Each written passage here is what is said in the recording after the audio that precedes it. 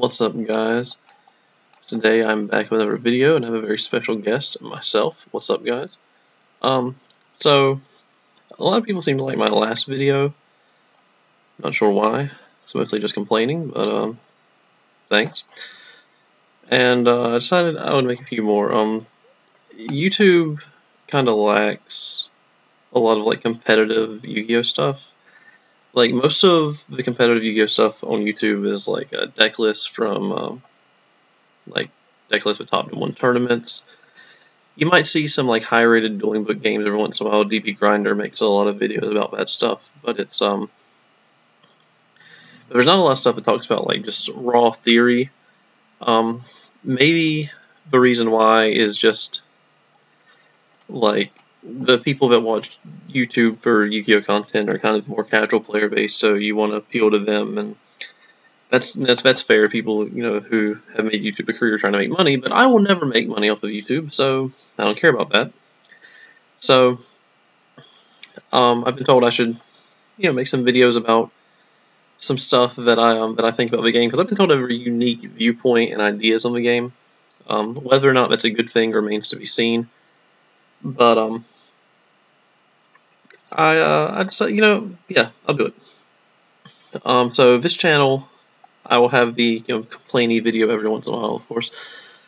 But I'm going to be mostly talking about high level Yu-Gi-Oh stuff, maybe like mid level stuff too. Like I really don't want to focus on anything like beginner friendly in this channel. It's just kind of a waste of time. There are so many better YouTubers at it. So if you're watching this channel, you want to learn about my ideas on this game and like just the competitive approach that I've had to it, then that's what you're in here for. So today we're going to talk about deck building.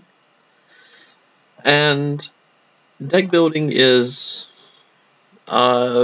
simply just the process of putting anywhere from 40 to 90 cards in a deck constructor and sending it out to play a tournament, or just casual games, I guess, if you want to.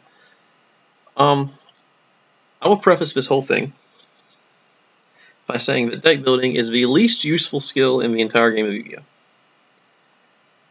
There is, I don't think there's any skill in this game that you can have that will impact your ability to do well less than being able to build a good deck, because there's just such a plethora of like decks built by players who are already very good at it. And just all over the internet, any kind of deck type that you want, it doesn't matter what format, like Goat, Edison, current format, there's a Ravine Ruler tournament going on in Format Library right now, even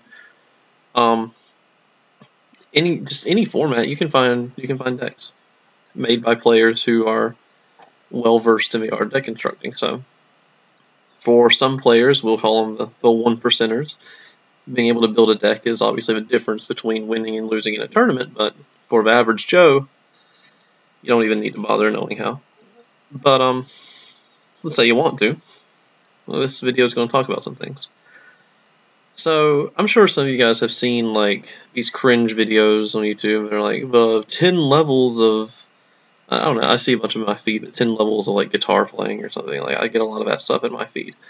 And depending on who's made them, I will watch them. Sometimes they're actually pretty cool.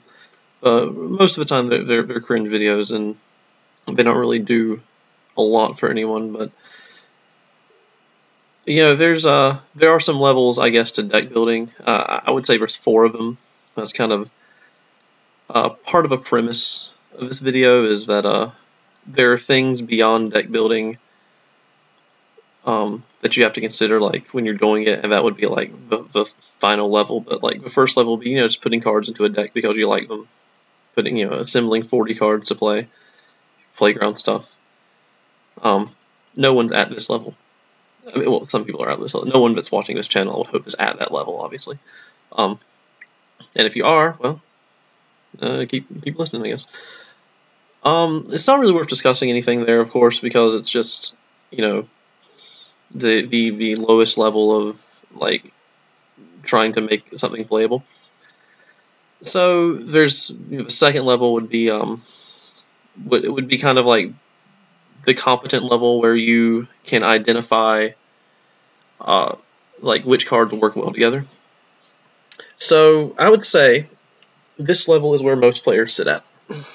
This is the tip of the bell curve for deck building. The average player is here. The average player is better at being in this section of deck building than the average player used to be, and there's a few reasons of that. Now, in my last video, you'll note that I said the average player is not much better in these days than the average player used to be, but in this particular instance, in this particular area of deck building, in this know-how of the game, the average player today is significantly better. And the reason why is because Konami allows them to be. There are these things that I like to call Konami-sanctioned combos.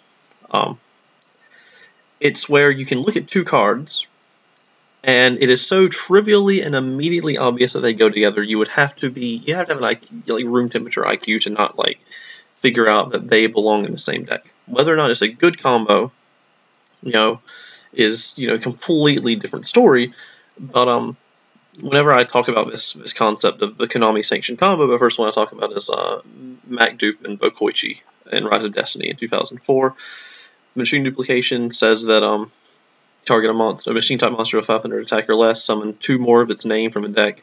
Then you flip summon to Koichi, you have 3 Bokoichi on the field, so you draw 4 cards. That's the Konami-sanctioned combo, the first one that I like whenever I talk about the concept. Most archetypal stuff falls into this KSC, these Konami-sanctioned combos. Most archetypal stuff. So it's really easy to, at this current stage, even in the older days, but it was a lot less obvious because most of it wasn't fully archetypal until Glad Beast, Black Wings, that type of stuff. It's very obvious, Test Tiger into Sekitor, I would say, is a Konami-sanctioned combo. Like, Sekitor is very difficult to get his effect off if you tag into him because he can't tag himself.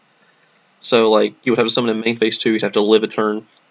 But if you Test Tiger into him, he gets his effect, and it's pretty obvious that's what Konami intended. Anything to do with Black Wings, obviously, they are one of the first archetypes. They are also one of the first, like, they're one of the first toolbox archetypes. Like, they gave Black Wings everything they could think to give them, for better or for worse. Most players can kind of navigate around these types of ideas. And I think it's for the better, that this stuff exists, because obviously it gives people the freedom to, like, not have to necessarily scour the internet finding something playable. You can, with very little knowledge, make a fairly competent deck, especially the way they make structure decks now, like the Albaz structure deck, for example, or even the Crystal Beast structure deck. I mean, Crystal Beasts are still not a good deck, but I mean, like, there are a lot of good cards in there. So you can actually get pretty far in a casual scene with just this level 2, quote unquote, knowledge of deck building. The third level would be like combinatorics, mathematics, and stuff. That's where most people in the like competitive scene of like modern day Yu-Gi-Oh reside, where you're kind of focused on like your ratios of starters, extenders, your hand traps, optimizing for when you're going first or second, figuring out how often you'll open a specific combo or enabler, or how many disruptions you can play through with the average hand, and like kind of adding cards to the deck specifically because the math tells you that it's right. And I think a lot of people get caught up in this being like the end game of deck building. But no one who wins tournaments is stopping here. And that's one of the first things we'll talk about. The fourth level, the final stage of your deck building career, is logic. Now you might be thinking, well, isn't that stage 2? Like like looking at cards that obviously go together and putting them together logically. It makes a lot of sense that would be that's where the logic comes into play, right? Well, there's logic to that. There's also logic to the stage 3 because logic is a form of mathematics. So, but logic in the sense that I'm talking about is it breaks down into a lot of different things that you aren't really focused on when you're just looking at the math of the deck, or the combos that you're putting into it. So logic breaks down into meta-analysis, sealing. That's actually a really big one that a lot of people don't think about, especially when they go into the mathematics route. They'll think of sealing. It's just a pure afterthought. They want to maximize the chance that their deck does like its thing, and they don't really think about whether or not its thing matters. You see that a lot in like lower tier current format decks, where like you have a deck that's capable of making this big combo. You can literally summon an inboard of 6 monsters turn 1, but they just happen to not do anything. And whether or not they've done something or not is a complete afterthought. But your deck functions, and so you decided that was what it needed to do. But going into this logic thing, first and foremost, you have to analyze the meta. You have to see, is the deck functional? Does what I'm doing matter?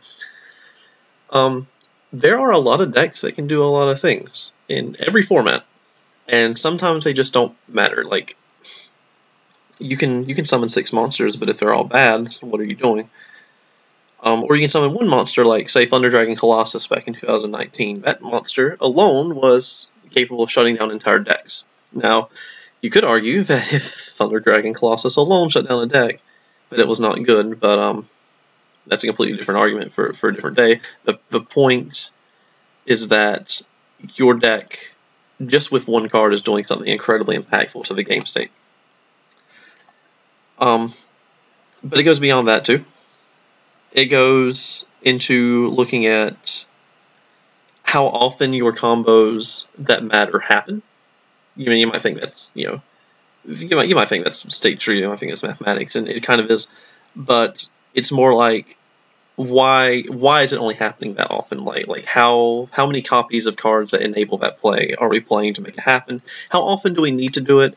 How often does it matter for it to happen twice, 3 times, 4 times? Usually 3 is a max, depending on like how well your deck is capable of recycling things. But like some decks can go infinite.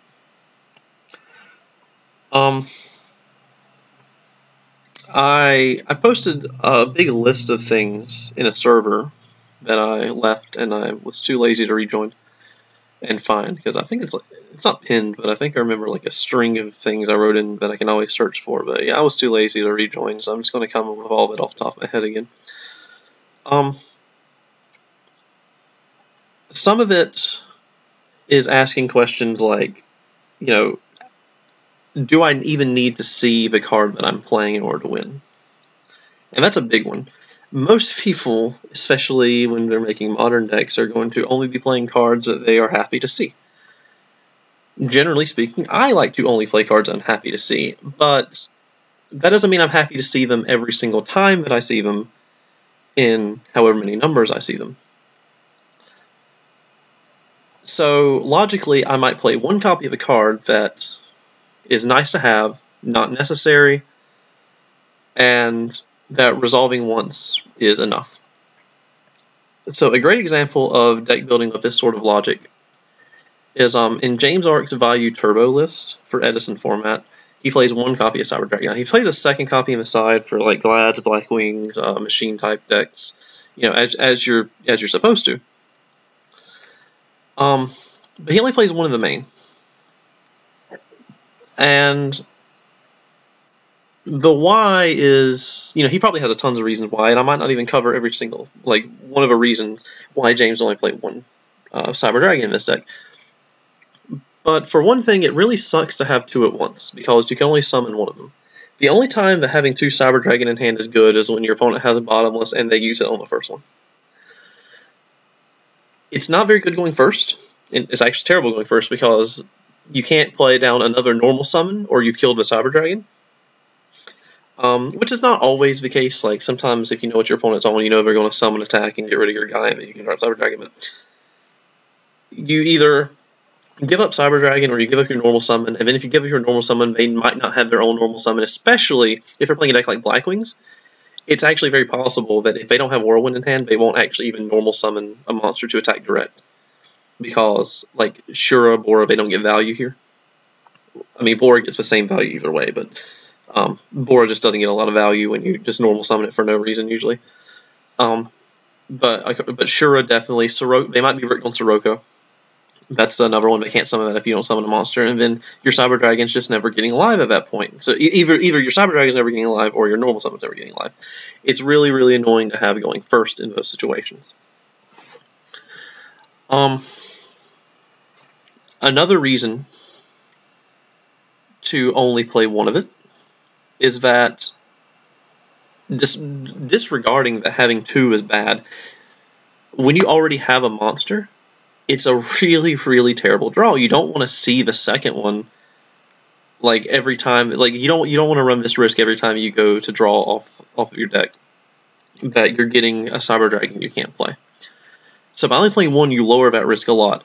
Now if you're going purely off mathematics, the tier 3 deck building, you will see that it's very rare to open 2 copies of Cyber Dragon or to draw 2 together at any stage of the game. And that's right. It's when Cyber Dragon's only at 2, which it's semi-limited essence, it's pretty rare to see both copies of it. Or rather to see all copies in this instance. All copies is very rare no matter what.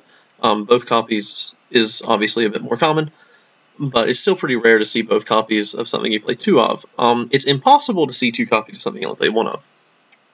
It's a very logical decision that if I only need to summon the card once, it doesn't really matter if I do or not, but it's good to have in certain instances. It makes sense to play 1. It's a logical deck building decision. It's rooted in more, like, it's rooted in a more deeper understanding of the game than the logic of, well, this card's good with this card, so I'll play it. Which is the level 2 deck building that I mentioned earlier. So I'll probably stop talking about this whole level thing because now we're into the actual meat of a discussion, which is deck building with logic. There are a few other reasons. For example, James plays Chaos Sorcerer in this list. I don't think he actually mains the Cyber Dragon. In Melissa, he doesn't play Chaos Sorcerer. It's pretty obvious to tell why. Cyber Dragon is a light monster. Chaos Sorcerer needs those to be able to summon itself. You normally only have 3 light monsters in Value Turbo, which are the 3 Rykos. So you could say you have 5 light monsters if you play Charge and Hamster, or 4 if you only play Hamster. I know that 10-foot only plays Hamster in his list. You might play 2 Hamster, though. I don't remember. Either way, but you normally only have 3 actual, like, raw light monsters. Like, you have multiple ways to access light monsters, but you only have 3 raw light monsters, which are the Rykos. Cyber Dragon is a 4th. And you only have 1 Chaos Sorcerer, so it still doesn't matter. You can actually get away with Chaos Sorcerer without a Cyber Dragon just by having 3 Rykos. But Cyber Dragon is a very quick way to access a 4th one. It's a fine card to mill in a lot of instances because drawing it would be bad sometimes, and so milling is not so bad. Any and all milling is pretty much good because it filters your deck. They're cards that you wouldn't have seen anyway if they had been on the bottom of your deck or something. That's kind of a logic generally that people use for, like, justifying milling cards. Like, if those 3 cards that you mill with Ryko had been on the bottom instead of you milling the 3 with Ryko, you didn't see them anyway. So it's like nothing happened. It's like nothing really changed. You can't say, oh no, I milled my Heavy Storm, I would have drawn that, I would have won. It's just equally likely that you wouldn't. I'm digressing a lot here. But there are more reasons to play Cyber Dragon than that. A really big one is that Cyber Dragon lets you access the level 7 pool, which you normally can't do in Value Turbo. Now, you can with Gale, but Gale's Gale. Gale's also limited. And oftentimes, Gale would need the normal summon you already used on, like, Grepher or Arma, unless you overextend by putting out the value, or the value synchro. and then special Vigale, and then you can make Armor Master, you can make Black Rose. You don't want to make Black Rose in because you already made the value synchro. It's like it just doesn't make a lot of sense to do anything but Armor Master with Gale if you've normal Grepher made the Armed Wing and special Gale. You don't want to do anything but Armor Master there. Cyber Dragon, because you have so much access to Plague, is a really nice additional way to access Black Rose. You could even just by playing something like Ancient Fairy Dragon, but the extra space is very, very tight. It's hard to justify it, but you could, especially with Cyber Dragon. Without Cyber Dragon, actually, you can't justify it. There's absolutely no room if you don't play Cyber Dragon. So that's one of the things that Cyber Dragon can do for you. And if we go a little deeper into the logic and we get into things that don't make sense on the surface, Cyber Dragon's therefore like a second Gale. Gale is your normal only access to the level 7 Synchro pool, unless you want to go like, I don't know, Plague Songen into Armory and then stack Songen, or not Armory, sorry, Cataster, and then, stack for Plague and summon it back and make Black Rose that way. That's another way you can get to 7s. It's that's a very convoluted and often wasteful way to do it. Sometimes you still have to. Sometimes, don't get me wrong, sometimes you still have to. But that's one of those things that, like, if you just apply like a second layer of really weird logic that makes sense after you dissect it. Cyber Dragon's kind of like the second Gale. But there are some other things that he plays in this list. Like the logic behind 3-value 2 Sirocco. 2 Sirocco is the gold standard, really, for value turbo at the moment. Probably because of James, but also James kind of played value turbo before everyone else, it feels like. And he was playing 2 Sirocco for like the majority of his time playing the deck. Even when he was playing Return to the Dimension in the deck, he was only playing 2 Sirocco because it's just not an incredible card to draw. And it's okay to draw. Like, it's better than Elfin. We'll talk about Elfin in a second. But when you draw it, it really only works with Grepher. And it is level 5 for Grepher to pitch and special summon itself. I mean, you could like normal summon Miguel and make Black Rose, and then you can make the Armed Wing. But there's all kinds of stuff like that. Oh, also special Cyber Dragon and normal Gale makes an 8, which you normally couldn't do with Gale. Because normally you'd have to special summon Gale, because you've already used your normal summon on like Armageddon or Grepher or something.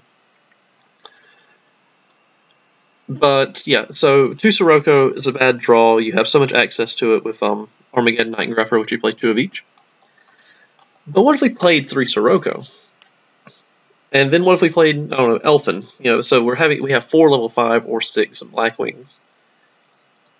Well, we play those, it makes sense, we kind of want to play a 3rd Grepher. So we have a 3 Sirocco Elfin Grepher build, or 3 Grepher build. Elfin, when we play with this many Black Wings, allows us to instantly make Armor Master off of value. This is good because Armor Master has 2500 attack. So if your meta, this is where meta analysis comes into play, if your meta has a lot of Monarchs in it, like at your locals or something, or you just expect a bunch of Kaises and Rises to be dropping that you normally can't out, because Armed Wing alone can't deal with a Monarch. Armor Master can. So the triple Grepher build with Elfin has a much easier time dealing with Monarchs. Because normally a Caius walls your deck until you have your own Caius. That's another thing Cyber Dragon does. It's an instant tribute for Caius. Going second, it's really good at doing that. It gets you back on the tempo, which is really nice. Again, with a word that I hate in Yu-Gi-Oh, but it's coming up in places where it's actually like a good word to use. So maybe it's okay.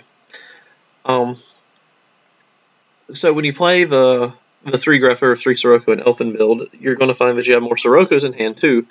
And this build has more Wing Beast in general. It has more access to value. You can play Icarus Attack. Icarus Attack at 1, maybe even 2, but probably at 1, but usually at 0, is okay in the 2 Sirocco build.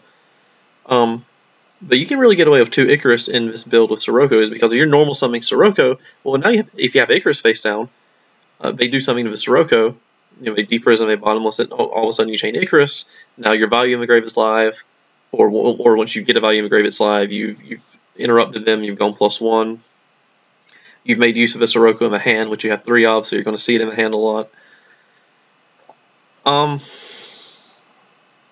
It's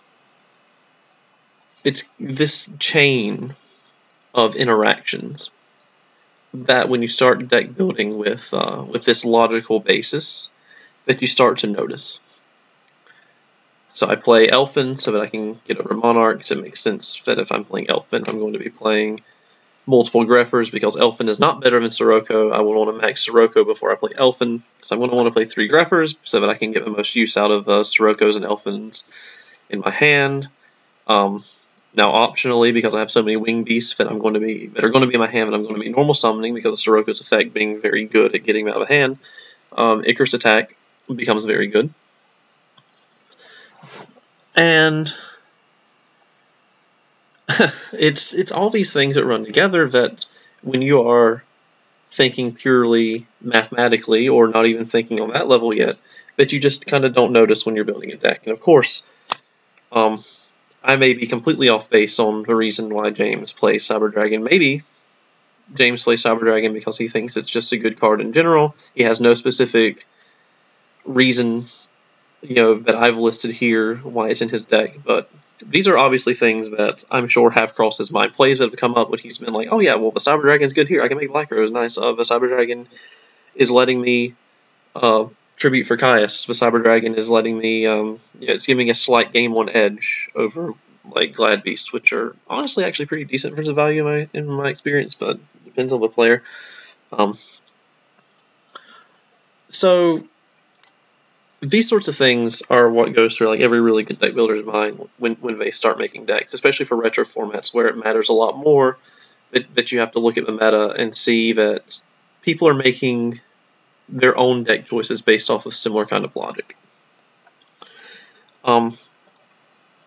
One deck that I think plays mostly off mathematics is a deck I've been playing a lot recently, which is Dragon Turbo. I think it's a very fun deck. I think it's a very good deck. But much like any other combo deck, it mostly plays off of the combinatoric mathematics that you would build like a current deck on. But Hydro and ProStorm, when they like updated their Dragon Turbo list, they had Prime Material Dragon in it. And Prime Material makes a lot of sense in the meta with Blackwing because of Icarus attack. Its burn effect is sometimes relevant. But very importantly, it's level 6. You might be thinking, well, level 6 is a lot worse than level 8, isn't it, because of trade-in? Well, I mean, you can search your trade-in targets. And you have 3 blue eyes that are searchable, and you have clear vice. It's absolutely fine. Level 6 is an important level for Dragon Turbo because it's the only way that Dragon Turbo can make Trident Dragion and Ancient Sacred Wyvern, because the only light tuner is Whitestone. And the only other tuner is Debris Dragon. Well, there's also Flambeau Guard, but that doesn't make either. Trident Dragion opens up a lot of lines for kills, which are very nice. Prime Material itself, when you summon it off Red Med, just plays for Mirror Force, Torrential, Icarus, of course, random other cards sometimes too. Bottomless. I mean, you can literally just play in the back row with Prime Material up and not even care. It's a very useful, handy card to have around, and it opens up a lot of lines that it didn't have before. Now, mathematically speaking, it makes your deck worse. Prime Material Dragon pretty objectively makes the Dragon Turbo list worse at doing what it wants to do because it is a bad level. It's an extra dragon that you don't need that makes some of your hands a lot worse. And I've definitely experienced looking at a hand in Dragon Turbo that I have Prime Material and going, Jesus Christ, why is this not literally any other card? And that'll happen when you make choices based on this sort of logic for like hedging for a meta. Like in GOAT format, people would be maining 1 or even 0 Noblemen because Warriors were so popular. This has happened a lot last year. I saw a lot of 1 knock in deck lists, and all of a sudden you play against Turbo, and you only have one knock, and you can't even draw it, and it's a little iffy if you're actually going to be able to get anywhere in the matchup. So you can always just ruin some aspect of your deck, either on accident or just as a concession, by trying to apply this stuff to your decks. But Prime Material is just a great example of when even decks that seem to want to be purely mathematical, like with Dragon Turbo, you would think, how often do I open Constants plus Stone? How often do I open Trade-in plus Blue Eyes? Or like Trade-in Constant Stone so I can have a way to get Blue Eyes.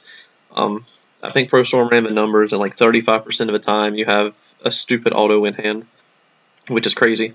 But that's only one game of the match, luckily for most people, so I do still sack sometimes. But that's just Dragon Turbo for you. But Prime Materials is just a perfect example of a card that you play on the logical basis of it being good in the meta and opening up a lot of lines that you normally wouldn't have, even though it does have this slight negative effect of sometimes making your hands a little worse than they have to be. Cyber Dragon will do the same thing. Sometimes you will just draw Cyber Dragon when you cannot summon it, and you'll go, why is this card in my deck? And that doesn't mean it's a bad card to play. It doesn't mean that playing tech cards is bad. There's plenty of stuff that I've noticed that you cannot even actually do unless you're thinking like about deck building through this sort of lens. My favorite example I used in my last video, Ryan used Sky Striker deck list, second place from Nationals, with Offerings to the Doomed. There is absolutely no way that you can be on the, that you can just be focused on the math and come across Offerings to the Doomed and say, yes, this is an optimal card for my deck.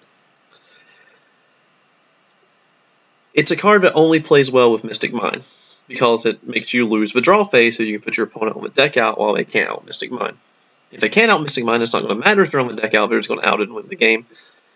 So the fact that you can actually deny yourself a draw to put your opponent on the deck out first is it's a logic thing. You can't do that focusing just on the Konami sanctioned combos or the math.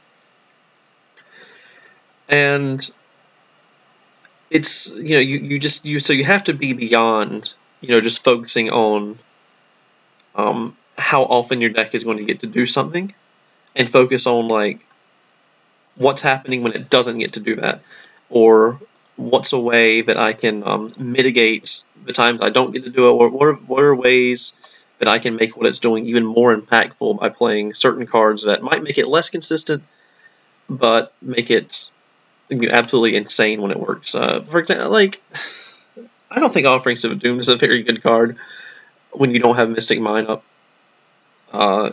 It just the fact that it destroys. I mean, it's a quick play, which is nice as disruption, but the fact that it targets and destroys is really, really bad in most modern Yu-Gi-Oh formats. Now, there are some where it actually doesn't make a difference. Destroying is fine because the best cards get their effects different ways. But for the most part, I would say Offerings to the Doomed is not very good. But when you pair it with Mystic Mine, which is certainly not something that and it's not Ryan Yu's invention, by the way. I forgot who it was that first did it. Ryan Yu is not some magician who is like on some ascended. Well, he might be. He's kind of ascended. He's a very, very, very good player. He knows that deck building is not as important as his technical play, which is why he brought Sky Strikers and got second place. And by technical play, I mean Mystic Mine. But you can't really get very far without having some, foundation when you're making a deck of thinking in this very non-Euclidean way, or maybe non-Newtonian, as Johnny Lee might put it. I don't know. It's one of those things where when you're at this level, you're not even actually thinking about it very much. It's very ingrained by the time you're here. which is why sometimes I am stumbling to put it into words, because I've been making my own decks this way. My decks aren't perfect by any means, for sure. I'm certainly not the best deck builder in town, and I'm certainly not a better deck builder than I am player. I don't think that's possible. I see so many people that are like, oh yeah, deck building is so fun. I don't like playing that much because I'm a better deck builder and player. No, you're not.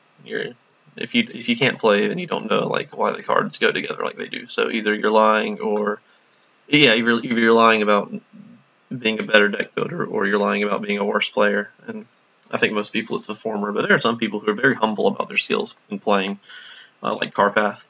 Carpath, I have a lot of respect for him because he plays a lot of jank, but it's very good jank. It's not like he's not playing it just to be original and cool because he doesn't want to play meta decks. He's actually got legitimate ideas to approach the meta, or combos that don't care about the meta, like Kuraz, for example. Kuraz doesn't really care about the meta, but Kuraz is actually, if you can summon it with Call the Haunted, which he is inclined to do a lot of the times, it can be actually very good disruption against certain decks, especially against like Blackwings if you can pop their Whirlwind or something.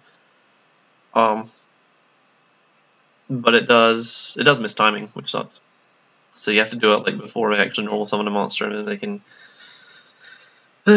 can do whatever else they want. It's worse disruption than it is combo piece, but nonetheless it's still possible disruption. But I think that Karpath's kind of a genius for like experimenting with things that are that happen to actually just be so well placed in the meta. Even his Neospatian Diva Hero list, the fact he has Convert Contact and way and like Cross Porter, I think that's the same ways to get to a Grand Mole really fast, because Grand Mole, as I mentioned in the last video, is a menace. And especially in a value turbo heavy meta, if you bounce the Armed Wing so they can't use it with the second value, they're actually in trouble. So it's a very good call when you, even though Neospatian Diva Hero is probably still just worse than regular Diva Hero, and he would probably admit that, it's still it has this little niche where it's meaningful and it matters in the meta. So Karpath is certainly one of the people that is thinking in this way when he makes decks, and I respect it a lot.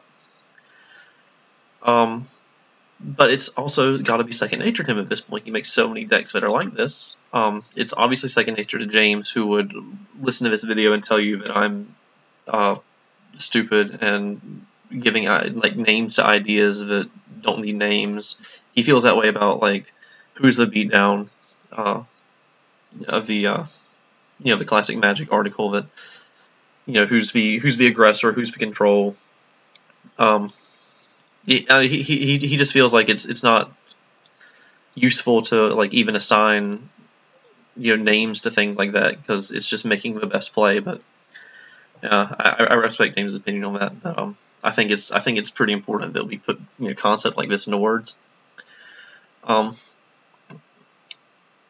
And so all this kind of leads up to another big point, which is when you are testing decks, you're not doing very much, because if you are on this level where you are analyzing the meta, making very good calls, and if you're so well inundated with deck building that you are able to think on this level and just play cards with these chains of interactions, and this logical basis of how many times I want to resolve the card, how many times does it matter if I do it, like do I have to see it, do I need to see it, do I want to see it very often, do I want to see it only once, do I want to see it but don't, like there are plenty of cards that you would play 3 of because you want to see it. You just want to see one. You don't need to resolve all 3. You just have to see one, and you would definitely play 3 of that card. It's a lot of starters are that way, but some starters are searchable by other starters, and you could call them extenders sometimes that way. But there's a lot of redundancy in modern decks, so starters can search other starters, It happened in, for example, Long Dow's Mermail list from YCS, whatever it was in 2013. I forget which YCS it was, but 53 cards.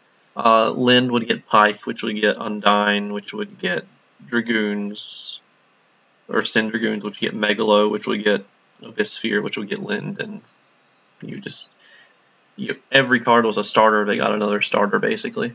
So he get away with playing 53 cards because he had so much redundancy. He had ways to get into everything. And it was one of the first instances where you had like this modern approach where you just instead of like cutting redundancy and playing 40 for like consistency to see like your one-offs or something, you play into the redundancy, and you use that redundancy to mask inconsistencies, to buffer yourself between your worst draws. So maybe you didn't want to play 40 because you had Jane's Controller in the deck, which makes perfect sense. So you play 53. Honestly, that deck might not even played Undyne Controller. I could not tell you off the top of my head. I'm not even going to bother looking it up. If you want to, just look up Long Dow Mermail. But it makes sense to capitalize on your redundancy when available, so that you can mitigate your worst draws. You can put more cards between you and them, which is also why people play Upstart in decks over 40. Sometimes I think that usually, especially in retro formats, that's not like very good.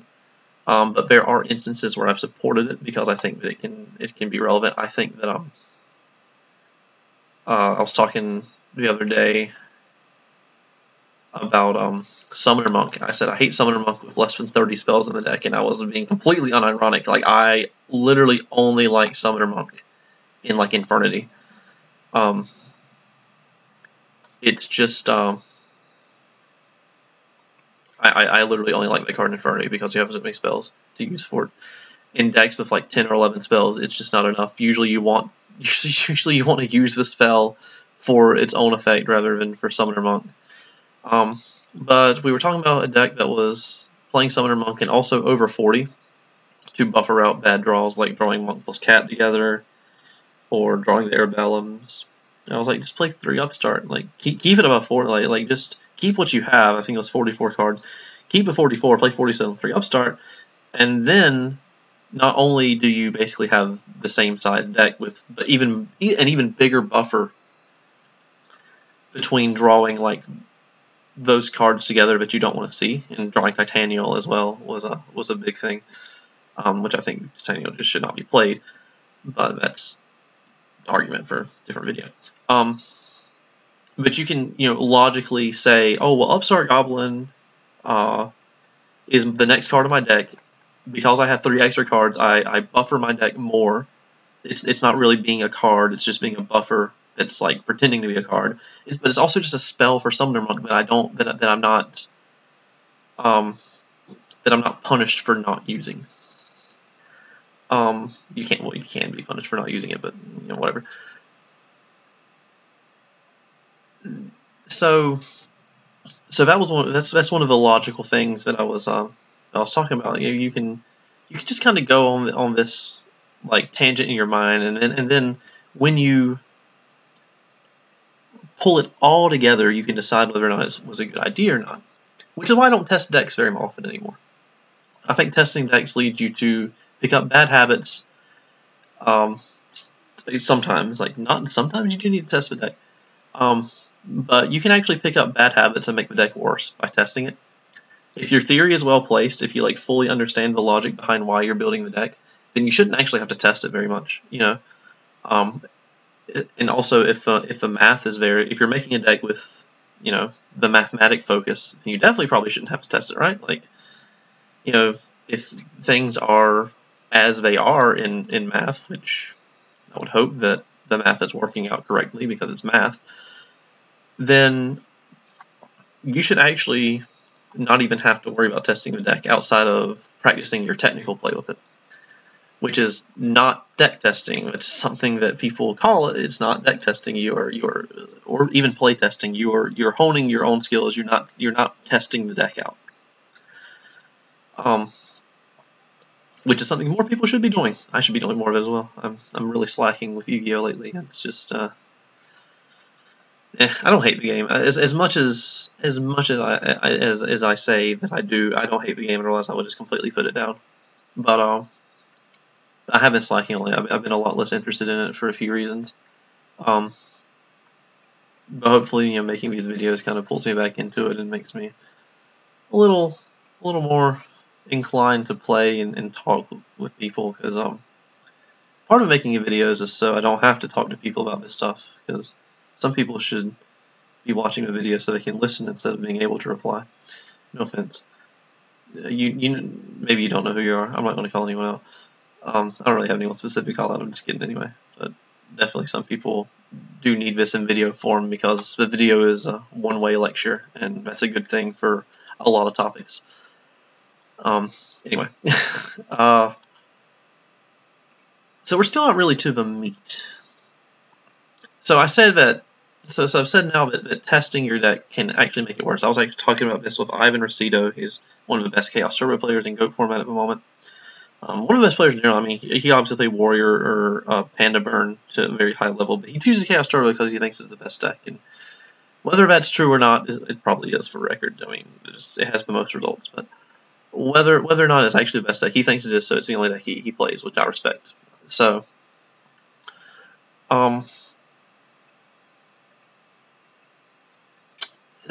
he mentioned that testing your deck, especially in a retro format, that's unchanging effectively, and no matter how much it changes, it still doesn't change, which is kind of an I don't know, paradox or whatever. But he said, you don't really have to test very much, and often it can make the deck worse. And I was like, yeah, sometimes I've noticed that when I used to test decks, I haven't tested a deck that entered a tournament in a very long time, not since I played Frog Hero in Ribbit 2. And I did get third place with that, so the test, but that was playtest. That was me figuring out like how to play the deck rather than trying to change the deck. Because I did not actually change the deck any from the list that Ronak gave me to play. He changed it some because he thought he had to make changes. I didn't change any. I played the exact 50, or was it 55? I think I may have changed the side deck because. Yeah, I changed the side deck because he didn't have like Cyber Dragons and stuff. I was like, Ron, you're crazy. You need Cyber Dragon in the side. I know it's Monarchs, but you need Cyber Dragon in the side. So I put Cyber Dragon. I put 3 Crow. And Ronak after the tournament was like, yeah, I think Cyber Dragon 3 Crow is the way to go. I think he's right about that side plan. So I mean, hey, whatever. It's a good call. Good call by me to change the side deck up. But for the main deck, I didn't change anything from the list that he gave me, even though he changed 2 cards in it before the tournament. I just focused on playing the deck correctly, and I didn't get as much practice as I should have. I still made a lot of misplays that tournament, but the deck was breakout. It was not well known. It was very good deck building from Ronak that got us to 2nd and 3rd place, because no one really saw the deck coming. It was well adjusted to the meta. It was certainly not my technical play, because I did not play very well most of that event. I think I played okay, but I didn't play to a real super high level of that event. I just had a better deck than everyone else in the room, except for Xeris, because clearly Kaiku and Soul Release are the bane of Frog's existence. So, but coming back to that, like I said, I didn't test the deck out so much as I tested out my ability to play it. And so I went into testing this deck knowing I was not going to make any changes. I didn't look for, oh, well, this card will be a cool tech against this deck. No. I didn't waste my time with that. I spent my time thinking, I have these 6 cards in front of me. What's the best play to make with them? What's the likelihood of my next draw is something that I can do something with? What plays am I looking for that will get me the most out of what I have on me? And it was never about, am I going to play a 6 discard trap like Ronak decided to play? It was never about, am I going to play trap dust shoot in the main? It was never about, is Book of Moon worth having, or Or what if I played enemy controller? What if I played soul exchange? I did experiment with those things after, but while I was learning the deck, I did not waste my time thinking anything like that. And it paid off because I had a deck that was well prepared for the meta. I didn't bother changing. I didn't make it worse for the meta that I was going into. And I was focused on playing it right. And that is the sort of thing that when you're playtesting you need to be doing. You just need to be making a deck. You can make changes to the deck, but the most important thing is like knowing how to make the deck, knowing the meta that you're going for, and like seeing how the ideas work against the meta, more than like the sheer number of those cards you're playing, because you can pretty much always make the logical basis of playing a certain number of cards as long as the cards work. And so that's one of those things that I think you just need to have the raw theory on. I think you need to be very well established in your own like in your own mentality and approach toward the game, knowing when you make a deck, this deck will work. So I don't think testing the deck ever actually improves the deck. In fact, improving the deck will always make it worse in some other quality. I don't believe in fine-tuning. There's no such thing as fine-tuning a deck. I don't care what anyone says. You can fine-tune a deck for one thing and it will make it worse for the other. There's no way to make a deck perfect. So fine-tuning is not something I try and do. I don't even try and fine-tune for matchups. I try and play right. And sometimes you need to hedge for certain matchups, like I was saying with the one or even 0 knock main thing and gut. Like there were people who were maining 3 mind control 0 knock at the World Championship in gut format because mind control is not it's not utterly dead against warriors, whereas knock is. And it's obviously very good in trades. It can be pretty auto win in a turbo mirror if you steal a faith. Whereas knocking a faith cuts off your faith, mind controlling a faith gives you the faith effect and denies your opponent the faith. So that's one of those things that's actually a pretty good hedge. But it can also backfire. It's still really bad against warriors. It's just not as bad. So you kind of want to be able to work on these things and make the deck without even having to test it, without even having to go through this process. You look at the math, you crunch the numbers, the combinatorics, you go, okay, well, I'll open this hand, this however often, this has this impact on the game state, I'll have this many interruptions, and then you go a step further, and you go, okay, well, I only need to play one of this card because I can search it, I only need to see it once, I need to play 3 of this card because I have to see it. You kind of have to do that before you do the math, but sometimes you can do it after. It's not a linear process. You have to make the logic of like, I need 3 of this starter, I need 2 of this extender because I can search it, I need 1 of this garnet, and then you go into the math and you see the rest of the cards, and then you make the logical stuff like Offering to the Doom because I'm playing Sky Strikers with Mystic Mine, or Rivalry Warlords because it's absolutely stupid right now, or something like that. For a current format example, I have more current format example than I do retro format examples. It's funny because I play so much more retro. But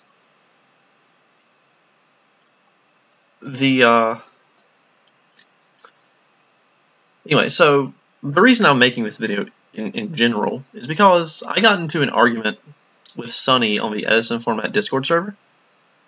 And Sonny's a good player, and he's a good guy. He's really smart. He's really good at the game. But I disagree with him pretty vehemently on what we were arguing about, which was someone mentioned Diva Hero being worse than Weladad. I don't like the name. That's what people are calling it. The Krebins deck with zombies instead of Diva. You play instead of Diva, you play Krebins, E-Tele and Telekinetic Power Well, and you use those as your level 2 tuners. And the arguments people make for them is like, oh, well, Krebins is more resilient to oppression. No, you're going to lose to oppression. Krebins, you can normal. It's not a useless card in the hand. It is. It is. It's a worse Spirit Reaper, as James puts it. Like, what is normal summon Krebins is not good. And people are like, oh, well, Blackwing. If you just normal Krebins and pass, Blackwings can't beat it. Well, they can first and foremost, they can beat it. And secondly, even if they don't, like, what are you doing? Like, what's the one Krebins with no back row doing to stop any other deck from doing what they want? Like, once you don't put the back row down, I'm like, if I'm like, say I'm playing Dragon Turbo, I am going to deep draw my deck. I'll find the Lightning Vortex. I don't care. You don't have to be back row. You better have Gores. And even if you do have Gores, I'll probably have Go Back and Marry Drago. Black Wings, I can activate Whirlwind, normal summon. Sure, I don't have to care about your Krebins. You pay 100 life points. You know, you lose 800 life points for nothing. Do your play next turn, turn back row. Try it. It's not good. And but it's hard to explain why it's not good to people that are convinced that it is good. Because they tested the deck. They've made a critical error, which is they've actually played the deck that they made. It sounds very stupid. It sounds very dumb for me to say that. To say that playing the deck that you made is a critical error, but it is. Sometimes. Playing a deck can convince you a deck is good. If you play against worse players, if you win, if you sack. Even just the nature, even having fun with the deck can be problematic. Like having fun can convince you that your deck is good by accident. Don't listen to me. That's don't listen to me. You should be having fun, but but there is a bit of an issue that comes from just being too enamored with your own creation. And that is that you just kind of convince yourself that it's good. But there's a way you can test a deck without testing it, without getting attached. And that is by looking at the theoretical average hand quality. So you take your best hand, for example. Let's look at like Diva Zombie. Let's say the best hand is something that looks like Phoenix Wing, Malicious, Goblin, Diva, and then whatever else. Maybe Solemn, so that your play is forced through. Then you would set the Goblin, you would set the Phoenix Wing, and then best case scenario, you Phoenix Wing something they do by discarding a Malicious, you summon Diva, you win the game. Discard that. Get that out of your mind. Every deck has those hands. Every deck has hands that automatically win the game. This Well-Adad deck does too. And people get really focused on that. Those hands don't matter. Your worst hands also don't matter. Every deck has unplayable hands too. Like, I'm not going to seriously consider what happens when I draw 5 Gladiator Beasts. I'm going to lose the game. I don't care. That's going to happen. That's going to happen in any good deck. Like, I like Gladiator Beasts, for example, are a deck where if you draw too many monsters, same for Black Wings, but Black Wings can make it better depending on which the monsters are, because if it's like triple clue, you're chilling. But like, any deck, good or bad, has hands that either auto win or can't play the game at all. And you just have to discard that. What you have to look at instead is what the average hand is going to look like. And a simple way to think about this, a simple way you can do this actually, is to, when you make the deck in Dueling Book, hit the randomize button, and just look at the top 6 cards. And that's in hand. Like, that's a hand your deck can draw. So it's a great way to test.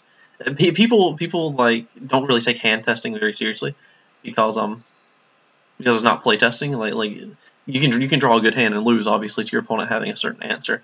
But you should be, again, back to the logic thing, those types of answers you should be accounting for when you're making the deck. Like if you're into a meta where there's a lot of discard traps and you lose and your deck loses Phoenix Wing, your broken hand can mean nothing.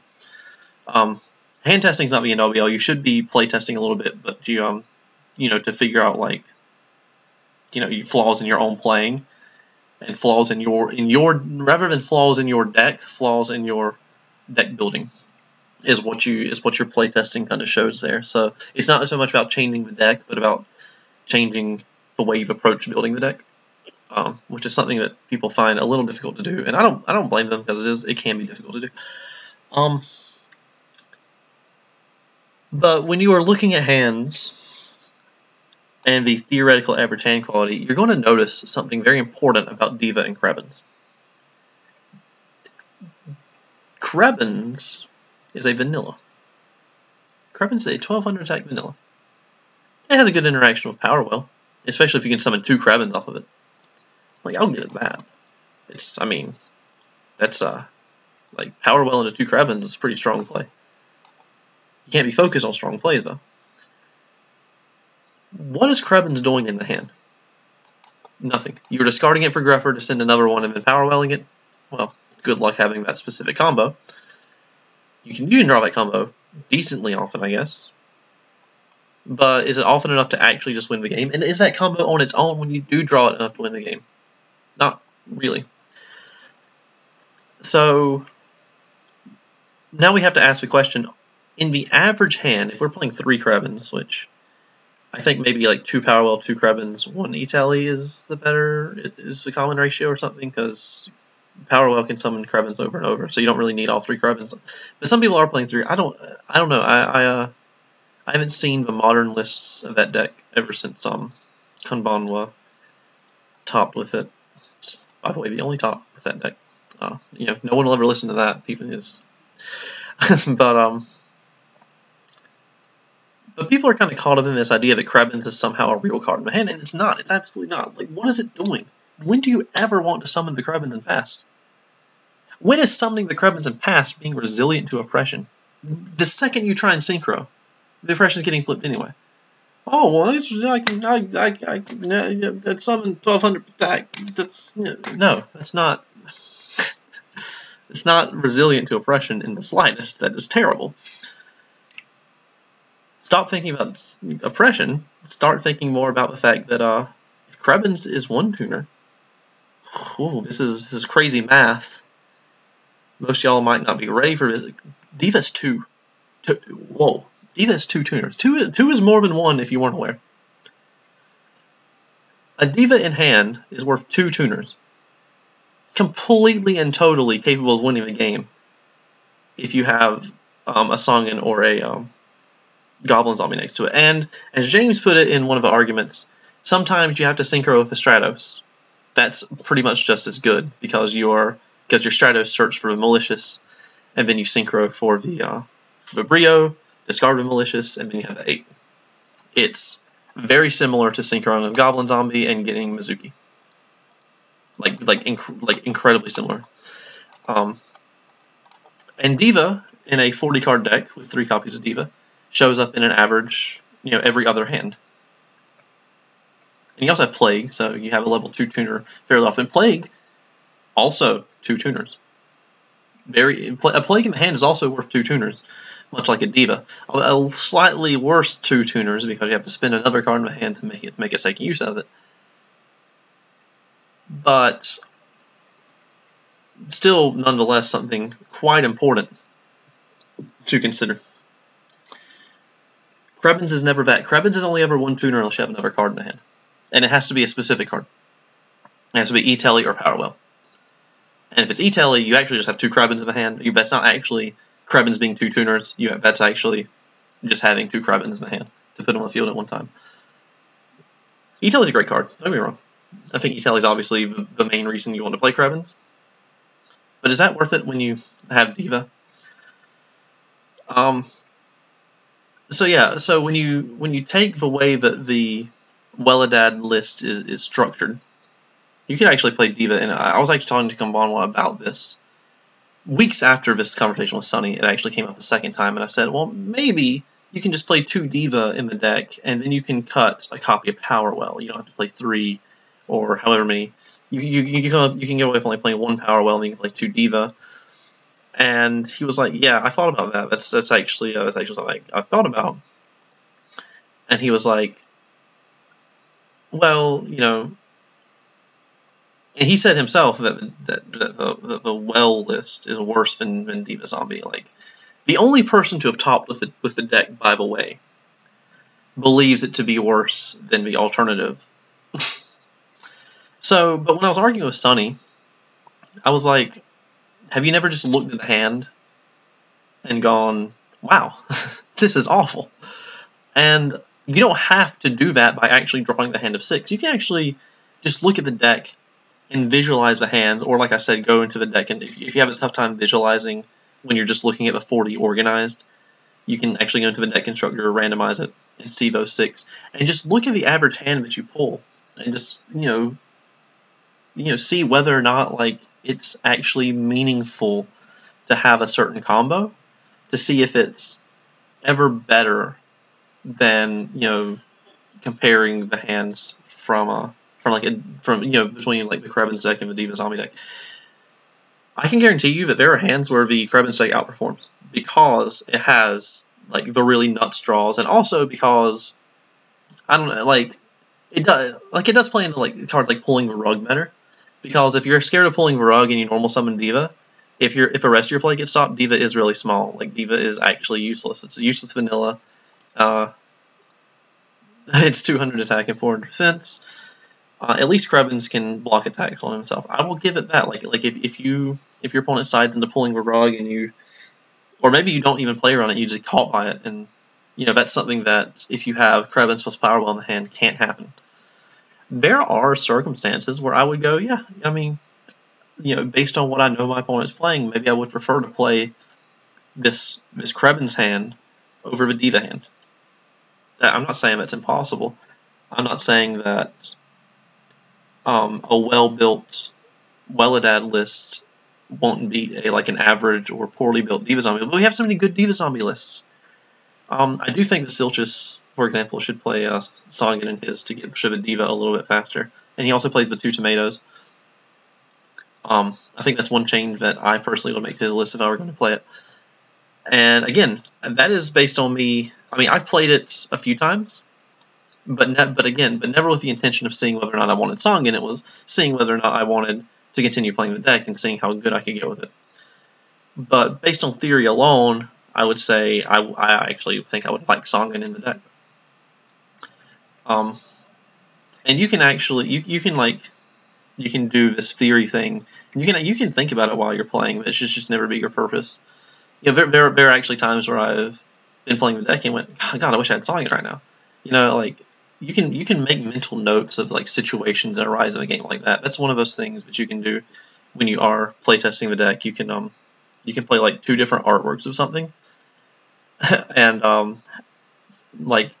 if you need it to be the second thing, or if you need it to be the other thing, then have the second artwork be that thing, so you know which one's which. So you're not just making up that you would have drawn the other thing. Like you have to have 2 different artworks or 2 different rarities if you're playtesting in person to know like whether or not what you drew would have been like the other thing or not.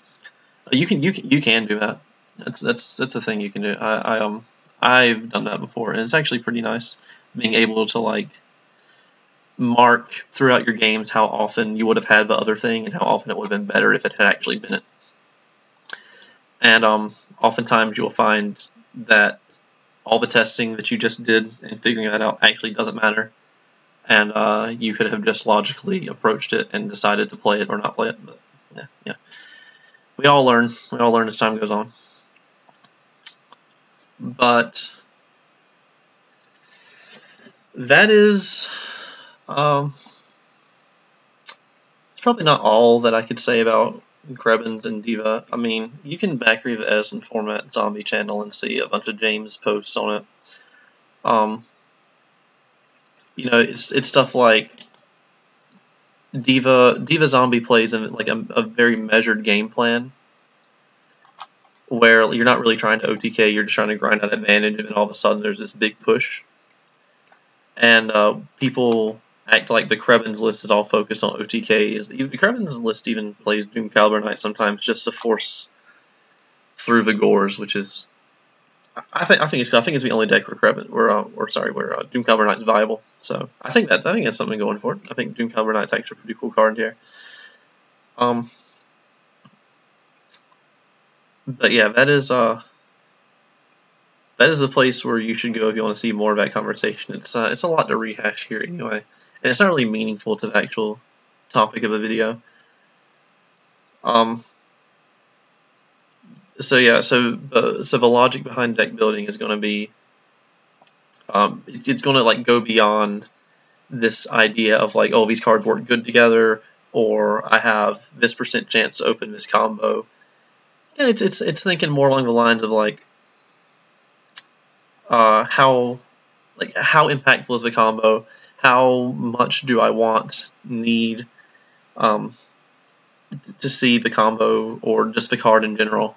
You see this a lot with tech cards in like Goat format. I've been known to play like one Cyber Dragon in Reaper format because I just didn't want to, or I've been played two Cyber Dragon because I didn't want three, but I did want two because like in my Bazoo list I played two Cyber Dragon because it's really big, and Bazoo monsters because I play monsters like Dekoichi in that deck. I do play Berserk Gorilla and Kaiku. It's not all beaters, it's not all beat sticks. Sometimes I play DD Assailant, which also doesn't stick. But because of cards like Dekoichi, where I set them, they attack them, I get the value. Like, I don't play Reaper in the deck, for example. Reaper and Cyber Dragon, no-go. But Dekoichi's really good with Cyber Dragon because they attack it, they kill it, I get the draw, and then I drop Cyber Dragon in response. Really good to have two Cyber Dragon, plus there's some math where, like, at some returns, the 2100 matters. Like for certain plays that happen in the game, the 2100, having two copies of it is actually relevant for your return killing your opponent or not. For example, Bazoo, Thunder Dragon, Kaiku, Cyber Dragon is this is 8,000, right? 25, 34. 21 is 55. Yeah, it's exactly exactly 8,000 if you have Cyber Dragon banished. So I want to be able to have Cyber Dragon, Thunder Dragon, Kaiku banished or something. Or my current list doesn't have Thunder Dragon in it, so maybe like Dekoichi, Berserk Gorilla, Cyber Dragon. That's also 8,000 with the 2500 Bazoo. It's actually very critical to have Cyber Dragon to reach a lot of these damage thresholds. I don't think 3/1800 says it. No, 3/1800 is 7,900 damage. So if you Berserk Gorilla is also not a card I've been playing very much lately. I haven't played Reaper in a long time, but my latest Bazoo list didn't have Berserk Gorilla, but it did have Cyber Dragon because Cyber Dragon makes 1800s game instead of 7,900 damage. Very, very, very good, important stuff. Yeah, that's stuff you really have to think about when you're making a deck. Like sometimes it's literally a matter of lethal lines and whether or not they exist.